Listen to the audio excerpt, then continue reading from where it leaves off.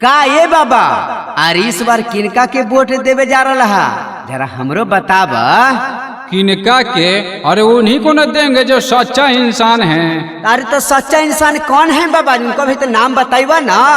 बाग बुर्बक कहीं का, और तुमको मालूम नहीं है कि सच्चा इंसान कौन है? और कोरोना काल में कौन मदद किया है?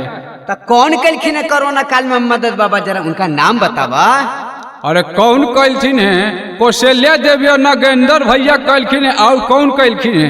अच्छा अच्छा, हाँ बाबा हमहू सुना लिए है, बड़ी है जो मदद कलखिन कोरोना काल में, है ना। तब का अरे पिछला बार हमनी सब उनका सपोर्ट न कनी, बड़ी दिक्कत भई। एह बेर जरूर सपोर्ट करब। अच्छा तब हमनियो प्लान बना लेली है बाबा, अबरी हम जिताएम ना ता नागेंद्र भैया और कौशल्या दीदी के ही बनाए। अरे ऊ कुल के वोट न दे हो जे कोरोना काल में अपना घर में घुसाल रहल। ई कोरोना काल में नगेंद्र भैया कौशल्या देवी जितना काम कैलथिन है हमरे नु पता बा। हाँ हाँ बाबा, अबरी इन्हीं के सपोर्ट करल जाए और भारी मतों से इनका विजय बनावल जाए। जरूर बचबा जरूर। कौशल्या दीदी जिंदाबाद जिंदाबाद जिंदाबाद। कौशल्या दीदी मत घबराना, जनता तेरे साथ है। नगेंद्र भैया जिंदाबाद जिंदाबाद जिंदाबाद। बोटिहार पंचायत का मुखिया कैसा हो? कौशल्या दीदी जैसा हो। Music by Manoj Alvela. आगे माई हमारा कौशल्या दीदी गरीब बन के जन्म जी, आज सुनल ही गोरडीहा पंचायत में बाड़ी न के नम जी, आज बाड़ी न के नम जी, आज सोदर न के कम जी, आज या बड़ी बनई है चाचा नगेंद्र भैया के मुखिया जी, आज सुनल ही गोरडीहा पंचायत में बाड़ी न के नम जी।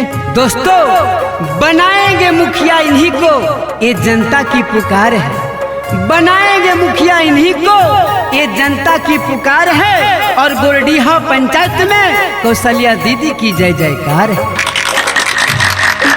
कौशल्या दीदी मत घबराना, जनता तेरे साथ है। नगेंद्र भैया जिंदाबाद जिंदाबाद जिंदाबाद। बोटिहार पंचायत का मुखिया कैसा हो? कौशल्या दीदी जैसा हो।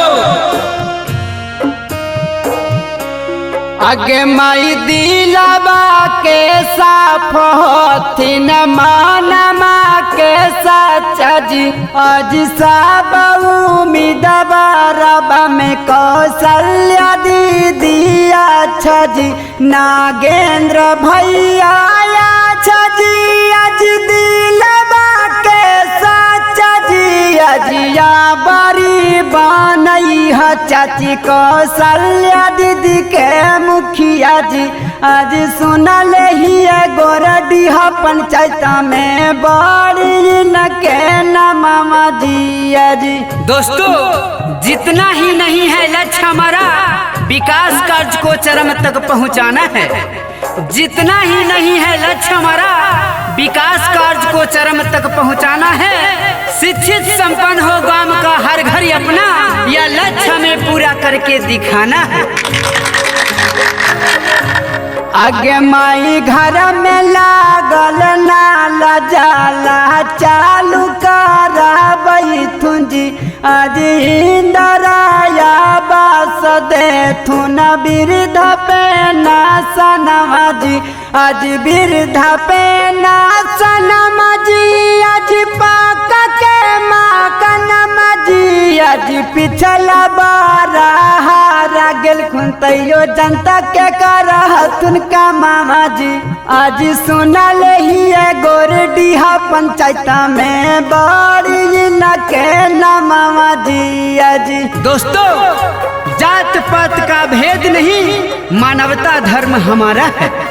जात पात का भेद नहीं, मानवता धर्म हमारा है। झूठा वादा कभी न करना, विकास हमारा वादा है।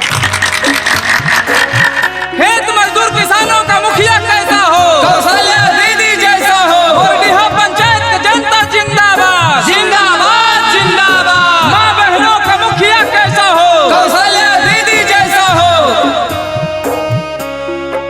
माई गामे गामे गाली गली दे तुन बाना बाई जी आज घर घर नाल जाला दे तुन लागा बाई जी आज गाली बाना बाई जी आज नाल लागा बाई जी कौशल्या दीदी के जीतई ह चाची है कारथुन भलाई जी आज सुनल ही गोरडी पंचायत में बाड़ी न के न मामा जी आज बाड़ी न के न मामा जी आज सुंदर न के कमामा जी आज या बारी बनई है चाचा नागेंद्र भैया के मुखिया जी आज या बारी बनई है चाची कौशल्या दीदी के